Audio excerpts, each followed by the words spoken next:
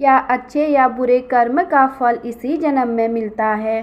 क्या अच्छे कर्म करने से ही या किसी की मदद करने से हमारा भी भला होता है? सब प्रश्नों का उत्तर आपको इस बौद्ध कहानी से मिल जाएगा। इस कहानी को पूरा सुने। बहुत समय पहले की बात है। एक बौद्ध भिक्षु और उनका शिष्य एक जंगल में कुटिया बनाकर रहा करते थे। बौद्ध भिक्षु अब बूढ़े हो चुके थे और उनका शिष्य अभी जवान था। बूढ़े बौद्ध भिक्षु एक बहुत ही बड़े ध्यानी व्यक्ति थे। जब वो ध्यान की अवस्था में भविष्य को भी देख सकते थे। एक दिन जब वो ध्यान कर रहे थे तो उन्होंने देखा आज से 8वें दिन उनके उस युवा शिष्य की मृत्यु हो जाएगी। उन्होंने अपने शिष्य को अपने पास बुलाकर कहा, मैं तुम्हें अगले 7 दिनों की छुट्टी देता हूँ। तुम 7 दिनों के लिए अपने घर रहकर आ सकते हो। शिष्य ने खुशी खुशी कहा, क्या यह सच है गुरुवर? गुरु ने कहा, हाँ, मेरा पिछले कुछ दिनों से घर जाने का और घर वालों से मिलने का मन कर रहा था। शिष्य ने मुस्कुराते हुए कहा। गुरु ने कहा, ठीक है, अब तुम घर जा सकते हो, लेकिन याद रहे 8वें दिन की शाम तक तुम्हें यहाँ वापस पहुँचना है। शिष्य ने कहा, ठीक है गुरुवर, मैं पहुँच जाऊँगा, लेकिन आप अपना ख्याल रखिए।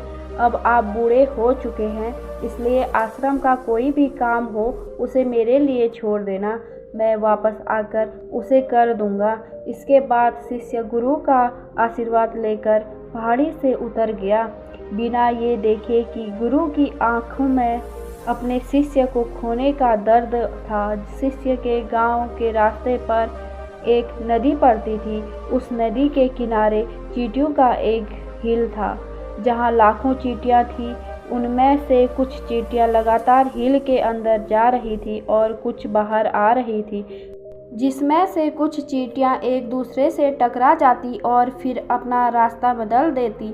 ये सब देख उस शिष्य को बड़ा आनंद आ रहा था। वो कुछ देर तक वहीं खड़ा होकर उन चींटियों को देखता रहा। फिर अचानक उसका ध्यान नदी की तरफ गया। उसने देखा कि नदी का पानी धीरे धीरे बढ़ रहा है, जिससे उठने वाली लहरें चींटियों के हिल के पास तक पहुंच सकती हैं, जिस वजह से लाखों चींटियां बेवजह मारी जाएंगी। ये सोचकर उसने तुरंत ही अपना ऊपर के कपड़े उतारे और उसमें मिट्टी भरकर चींटियों के हिल के चारों तरफ एक घेरा सा बना दिया। साथ ही उसने बड़े ही अच्छे तरीके से मिट्टी को काटकर एक छोटी सी नाली बना दी, ताकि लहरों से आने वाला पानी नाली के माध्यम से नदी में वापस चला जाए।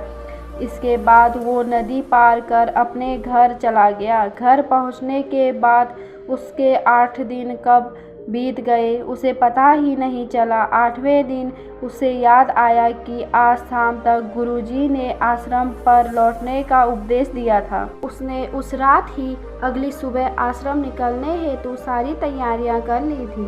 सुबह होते ही वो आश्रम के लिए निकल पड़ा। उसे उम्मीद थी कि वो शाम होने से पहले आश्रम वापस पहुंच जाएगा। शाम हो चुकी थी। यहाँ गुरु आश्रम में बैठे बैठे ये सोच रहे थे कि आज तो 9वां दिन है, अब तक तो मेरा शिष्य दुनिया को छोड़ चुका होगा। वो इस बात से काफ़ी दुखी थे कि वो मरने से पहले आखिरी बार अपने शिष्य को देख ना सके। गुरु बैठे हुए थे, सोच रहे थे कि उन्हें दूर से एक इंसान आता हुआ दिखाई दिया। उन्होंने ध्यान से देखा तो चौंक गए। अरे, ये तो मेरा शिष्य है। गुरु ने दौड़कर शिष्य को गले से लगा लिया, लेकिन वो इस बात से भी अचंभित थे कि 8 दिन बीत जाने के बाद भी वो शिष्य जिंदा कैसे है। गुरु ने शिष्य से कहा, यहाँ से जाने के बाद तुमने जो कुछ भी किया मुझे बताओ। तब शिष्य ने चींटियों वाली कहानी गुरु को सुनाई। कहानी सुनते ही गुरु को ये समझने में देर ना लगी कि शिष्य ने लाखों चींटियों की जान बचाई थी और उसके इसी कर्म का परिणाम है कि शिष्य को एक लंबा तथा खुशहाली भरा जीवन प्राप्त हुआ। कहानी सुनने के बाद गुरु के मुंह से अनायास ही निकल गया कि कर्म लौट कर जरूर आते हैं। शिष्य को गुरु की इस बात का मतलब समझ नहीं आया, लेकिन उसने पूछा भी नहीं और चुपचाप आश्रम के कामों में लग गया।